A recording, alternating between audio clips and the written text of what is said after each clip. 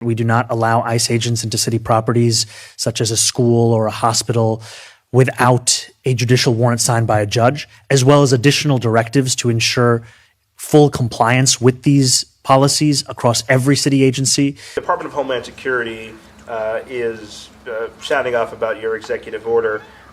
Today they said that it's going to make New Yorkers less safe as a direct result of the policy, and they say there are 7,000 migrants who are in the custody of New York jurisdiction with an active detainer, and that you should not release them. What's your message to the Secretary? My message to everyone is that these are policies that keep New Yorkers safe. These are policies that are motivated by delivering public safety, not in spite of public safety.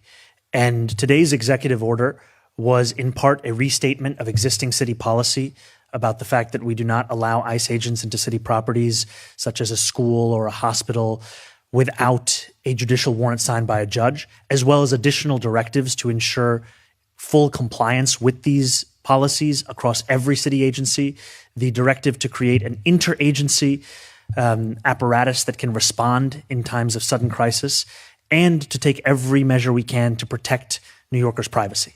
Those are the things that keep New Yorkers safe. Safety is what we're motivated by. That's what we're going to deliver. Thank you. Mr. Mayor, have you considered asking New Yorkers to call 911 directly instead of 311 to avoid all of those prompts and to create a more urgent sense of having to call right now? And also, of the people that your clinicians, your officers have interacted with, you said you've made 27 involuntary commitments. Yes.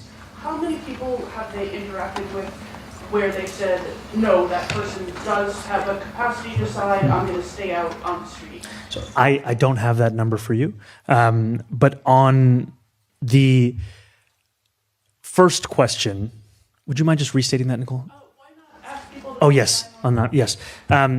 This has been a part of typical Code Blue policies. However, once we get to the end of this winter storm, we're going to be doing a full reflection as to what the city's policies have been thus far, what need to be changed. Thank you. Right behind you. Yeah. Hi. Hey, how's it going? It's Boris Herman from Germany's newspaper Süddeutsche Zeitung.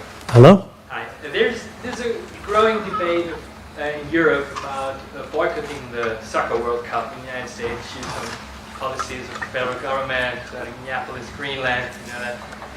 So, as a former player of the Talking Headers and also of the city where a couple of games are played, what do you think about boycotts, and what would be an appropriate way to show for international soccer fans that they are not happy with Canada? You said as a former player, I was wondering who it was going to be in reference to, and somehow it's me. I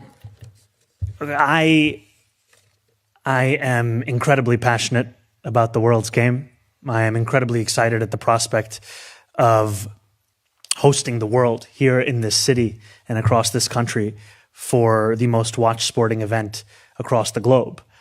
And I also understand why many have shared their own critiques of policies that we're seeing across this country. I have engaged in that myself, in criticisms, especially around immigration enforcement, as we've been speaking about today, and I know that you referenced as one of the motivators of that.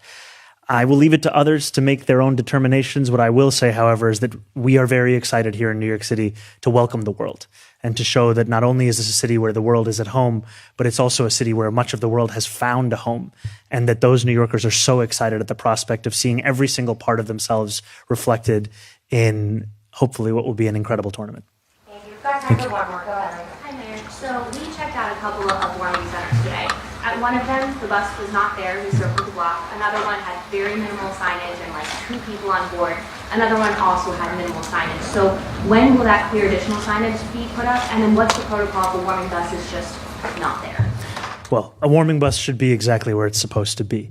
And signage is something that ever since it's been brought up to us, that has actually been in progress for us to put up that signage to make clear in every possible way where this is. The other part of what I mentioned earlier today is that we are now adding in as a tool into Link NYC kiosks, where not only can New Yorkers make a call directly to 311 to inform them of a homeless individual that's in need of help, but also there'll be a way in which to find a list of warming centers as well.